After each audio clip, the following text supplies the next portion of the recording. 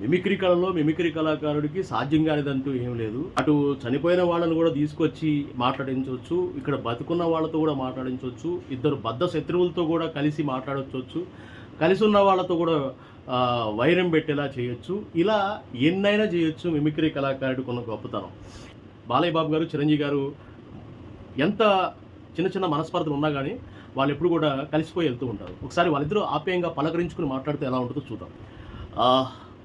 ఏ Balayya, AD సంగతులు ఎలా ఉంది? అంటే వాతావరణం దసరా పండుగ శుభాకాంక్షలు తెలియజేస్తారు నీకు. చిరంజీవి, ఏదేమైనా సరే మరి మన ఇద్దరం మన స్నేహం ఎప్పటిది కాదు, ఈనాటి బంధం ఏనాటిదో అని మనం ఎన్నో సినిమాలు మన అభిమానులు పోటాపోటీగా ఉన్నా మరి మనం బయట ఎంతో ఆప్యాయంగా ఉండేవాళ్ళం. ఆ విషయం నీకు నాకు తెలుసు బాలయ్య, కానీ చూసేటువంటి ప్రేక్షకుడికి తెలిసేది కాదు. ఆ రోజుల్లో మా అభిమానులు గోళ్ళకి పేడ కొట్టుకునేవారు పోస్టర్లకి, అది నాకు బాగా గుర్తుంది. నీ అభిమానులైనా నా అభిమానులనే, కానీ వాతావరణం ఒక ఆహ్లాదకరమైన వాతావరణం, పోటీ వాతావరణం ఉండేది. నిజమే చిరంజీవి, మరి అంటే నీతో పాటుగా నేను కూడా డాన్సర్ని, మంచి డాన్సర్ని తెలుసుగా. నువ్వు వేసిన స్టెప్స్కి మరి నేను కూడా నా అభిమానులు రంజింప చేయాలని నేను కూడా చాలా గొప్పగా డ్యాన్స్ చేయడం, మరి నీకు పోటీగా నేను కూడా ఎన్నో సినిమాలు విజయవంతం అవ్వడం, అలాగే ఒక సినిమా నాదైతే ఒక సినిమా నీదయ్యేది. అవన్నీ గుర్తున్నాయి బాలయ్య. నిజంగా ఆ రోజులు ఎలా మర్చిపోయి ఇప్పటికి కూడా మనం కాంపిటీషన్గా ముందుకు వెళుతున్నాం అంటే అది నిజంగా చాలా సంతోషంగా, చాలా ఆనందంగా అనిపిస్తూ ఉంటుంది. ఏదేమైనా సరే, నీ లారీ డ్రైవర్ సినిమాలో వచ్చిన ఆ పాట అనేది ఇప్పటికీ కూడా అది మారు మోగుతూనే ఉంది. ఒకసారి అది నీ నోటితో పాడితే విరహాడి ఉంది. దసరా వచ్చిందయ్యా, సరదా తెచ్చిందయ్యా, దశమే వచ్చిందయ్యా, దశనే మార్చిందయ్యా, జయో దుర్గా భవానీ, అందుకో పువ్వులహారాన్ని. ఆ తర్వాత ఏదో పాట ఉంది, అది గుర్తులేదు చిరంజీవి. ఆ మాత్రం పాడేవాడి నిజంగా చాలా గ్రేట్ బాలయ్య. నిజంగా అవి మంచి పాటలు అవి. ఇప్పుడు అలాంటి పండగల మీద పాటలు ఎక్కడ వస్తాయి? ఆ రకంగా నిజంగా చాలా బాధ అనిపిస్తుంది ఇప్పుడు ఉన్నటువంటి పరిస్థితులు చూస్తుంటే కనుక.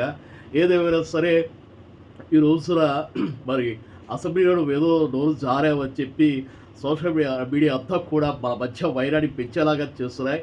దానికి నిజంగా అది అదృష్టి ఎందుకు జరిగిందో తెలియదు. అలా మన గురించి మనకి తెలుసు. మనం ఎప్పుడు కూడా కలిసిపోతూ ఉంటాం, ఏదో ఒక మాట మాట్లాడుకున్నా సరే, తోలాడినా సరే. ఈ రకంగా మనిద్దరి మధ్య ఇలాంటి విభేదాలు అనేవి ఎప్పటికీ రాకూడదు, రావద్దు అని చెప్పి మనస్ఫూర్తిగా కోరుకుంటారు. చిరంజీవి అంటే నేను క్యాజువల్గా ఏదో మనం సోషలిజంగా మాట్లాడతాను, తెలుసు కదా, నా సంగతి తెలుసు కదా. ఏదైనా ఉంటే మనసు మీద కరాకండి, ఇంకా అది చిరంజీవి పవన్ కళ్యాణ్ అది మనం ఉండదు, మనం అనేస్తాం. కాకపోతే అది అంటే మన కావాలని ఎప్పుడు మనం మాట్లాడింది లేదు. కొన్నిసార్లు జరుగుతుంటాయి అలాగా. మరి అదేమైనా సరే మనకి నా మనసులో ఏముండదు, చిన్నపిల్లడి మనస్తత్వం నీకు కూడా తెలుసు. మరి మా అభిమానులకి కూడా చాలా వాళ్ళకి అలవాటు అయిపోయింది. ఎన్నో చూసి ఉన్నారు కాబట్టి వాళ్ళకి కూడా అలవాటు అయిపోయింది. ఏదేమైనా సరే మరి అలా అనకూడదు. అంటే వాడు వీడు అనడం తప్పే. అయితే మన స్నేహానికి ఉన్న మరి అనుబంధం, ఆప్యాయత అలాంటిది. ఎనీవే, అది ఇంకోసారి మనం అంటే అభిమానుల కోసం ఏదో చిరంజీవి అన్నానని సారీ, అలా అనకూడదు.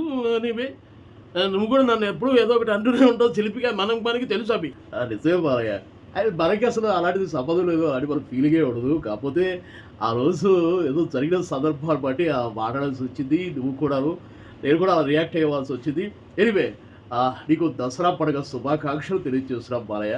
నువ్వు ఇలాగే నిండు నూరేళ్ళు ఆ అభిమానులు అలరిస్తూ ముందుకు వెళ్ళాలని మనస్ఫూర్తిగా కోరుకుంటున్నారు. థ్యాంక్ యూ సో మచ్ చిరు. అలాగే నీకు కూడా విజయదశమి శుభాకాంక్షలు. ఆ విజయదశమి అమ్మవారు నిన్ను అలాగే నీ కుటుంబ సభ్యులందరినీ కూడా కృపా కటాక్షాలతో, కరుణతో చూడాలని మనస్ఫూర్తిగా వేడుకుంటూ wish all the best. Thank you Balayya, thank you so much. చూసారుగా, ఇట్లా అంటే స్క్రిప్ట్ ఏమనుకోలేదండి, అప్పటికప్పుడు మనం ఒక ఇద్దరు వాయిస్లతో మాట్లాడేసుకున్నాం అన్నమాట.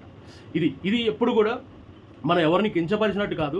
మిమిక్రీ కళను ఏంటంటే వారు అలా మాట్లాడుకోవటం మనకి ఇంట్రెస్ట్, పక్క నుండి అలా సరదాగా మాట్లాడుకోవటం. వారు మాట్లాడుకోరే సందర్భాలు ఉండవు కాబట్టి, చాలా అరుదుగా ఉంటుంది కాబట్టి మేము వాటిని ట్రై చేస్తాం. సో ఇందులో అన్యదా భావించవద్దు. ఎవరిని ఉద్దేశించి కాదు, కించపరచడానికి కాదు, సరదాగా నవ్వుకోవడానికే. ఓకే, నా వీడియో నచ్చినట్టయితే లైక్ చేయండి, సబ్స్క్రైబ్ చేయండి, షేర్ చేయండి, బెల్ గంటపై గట్టిగా నొక్కండి. Thank you so much.